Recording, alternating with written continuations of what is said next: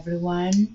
Nice to meet all of you. My role in this panel is to provide the necessary background for you to understand the various definitions of the term blended language learning that you may have come across so far in educational circles or your own research on the topic. Many authors recently have paid increased interest in blended language learning and therefore have devised various and alternate definitions, and this is what have caused confusion and lack of clarity that I will be hopefully help you shed some light on. I will start addressing this lack of clarity by illustrating different interpretations of the term based on the identification of three main criteria. Such criteria are the technological enhancement, the pedagogical enhancement, and the importance given to the steps of instructional design before implementing and delivering a blended language learning course. Each of these criteria is at the base of the rationale for one or more definitions of blended learning. Now, in order to help you get an understanding of each criterion, I will consider key definitions in higher education as a starting point for narrowing down more specific definitions in the second language teaching field, which is more specific. And for example, I will consider both broad and detailed type of definitions, and according to this criterion, I will consider key definitions in higher education, according to which the word blended implies a combination of face-to-face components with distance learning, which is a general definition, and a combination of face-to-face and online components that may not be always discernible. This second and more specific definition may not be immediately clear to you, but I will be happy to answer any clarification questions during the question and answer section. Because of this difficulty of discerning and distinguishing the two components, many researchers have subscribed to a broader definition of blended learning, such as Sharma and Barrett in 2007. Other researchers try to be more specific, referring to online delivery, and other research refer to the computer-assisted language learning as the specific type of distance learning component. Therefore, this specific definition is more detailed. You can see that the more specific definition is at the end of the axis number 1, the horizontal one, referring to the specificity of distance learning component, is also at the end of the axis number 2 that refers to the discernibility. So how distinguishable are the two components?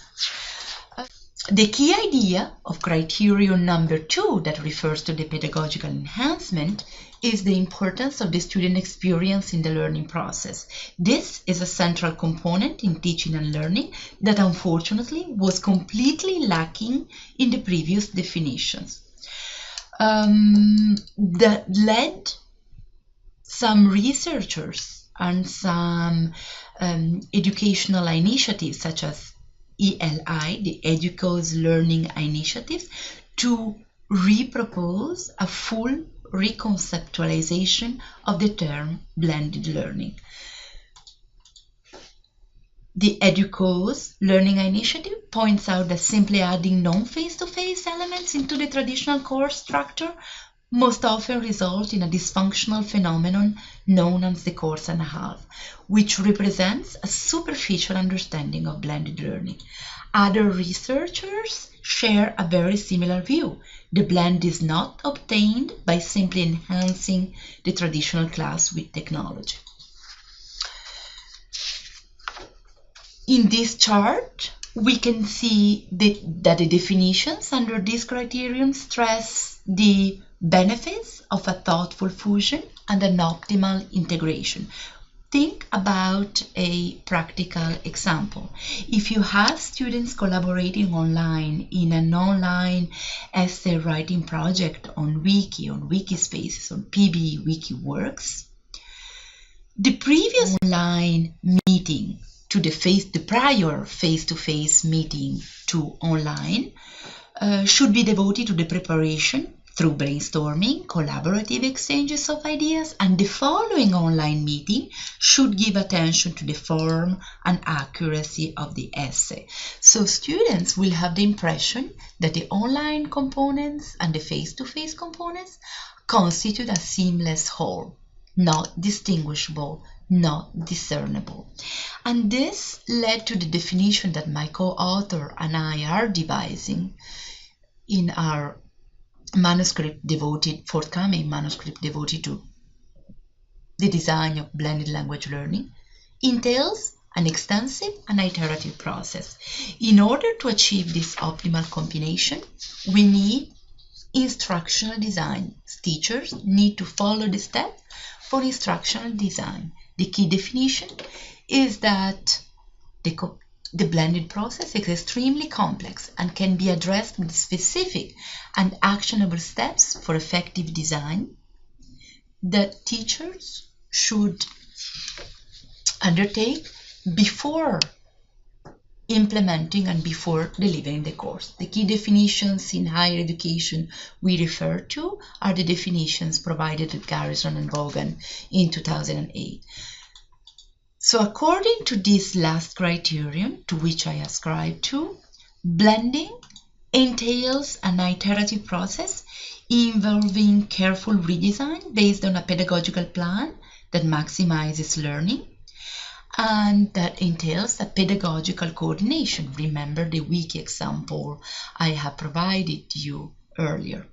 Pedagogical coordination is based on a sound pedagogical plan that requires the creation of activities and tasks, both face-to-face and online, that are based on crucial aspects for blended learning and second language acquisition. So activity and tasks should be based on relevant distance education theory.